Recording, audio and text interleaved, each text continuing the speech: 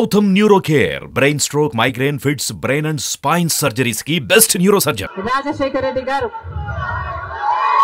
Doctor YS Rajasekhar Reddy garu 2 సార్లు ఇదే PCC పదవిని చేపట్టారు.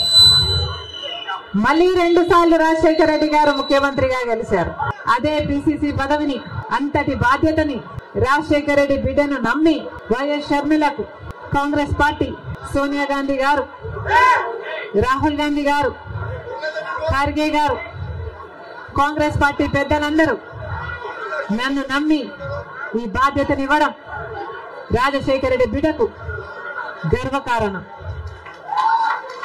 మరొక్కసారి చేతులు జోడించి ఇంత బాధ్యతను, ఇంత నమ్మకాన్ని నా మీద ఉంచినందుకు మరొక్కసారి కృతజ్ఞతలు చెప్పుకుంటుంది రాజశేఖర రెడ్డి బిడ్డ.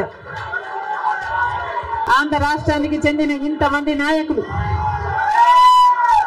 ఆంధ్ర రాష్ట్రానికి చెందిన ఇంతమంది కాంగ్రెస్ నాయకులు, కాంగ్రెస్ నమ్మకస్తులు, కాంగ్రెస్ పార్టీ ఖాడర్ నా మీద ఎంతో నమ్మకం పెట్టుకున్నారు.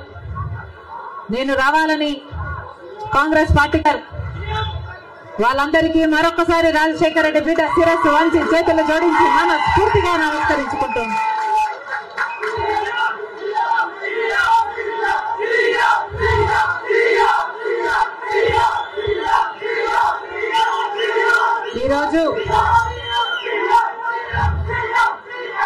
ఈరోజు ఒక్కసారి మీకు తెలియని విషయం కాదు, మీడియాకు తెలియని విషయం కాదు, ప్రజలకు తెలియని విషయం కాదు. కానీ గత 5 సంవత్సరాలుగా ఆంధ్ర రాష్ట్రంలో యువజన శ్రామిక రైతు కాంగ్రెస్ పార్టీ అధికారంలో ఉంది. అంతకు ముందు 5 సంవత్సరాలు తెలుగుదేశం పార్టీ అధికారంలో ఉంది. ఈ 10 సంవత్సరాలుగా రాష్ట్రంలో అభివృద్ధి జరిగిందా అంటే ఏమిటి సమాధానం? మన రాష్ట్రం ఏర్పడే నాటికి మన రాష్ట్రానికి ఉన్న అప్పులు 1,00,000 కోట్లు. చంద్రబాబు గారు ముఖ్యమంత్రి అయిన 5 సంవత్సరాలకి ఆయన చేసిన అప్పులు 1,00,000 కోట్లు. ఆ తర్వాత వైసీపీ ముఖ్యమంత్రి జగన్ రెడ్డి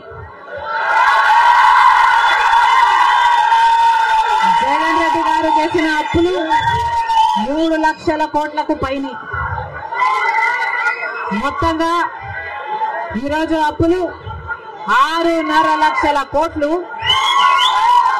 రాష్ట్రానికి చెందిన అప్పులు, కార్పొరేషన్లకు చెందిన లోన్లు చెల్లించాల్సినవన్నీ కలుపుకుంటే 10 లక్షల కోట్ల అప్పుల భారం ఆంధ్ర రాష్ట్రం మీద ఉంది. మరి ఇంత అప్పులు చేశారే, ఇన్ని డబ్బులు తెచ్చారే, మరి రాష్ట్రంలో ఏదైనా అభివృద్ధి జరిగిందా అని భూతద్దం పెట్టి చూసినా ఎక్కడా కనిపించదు.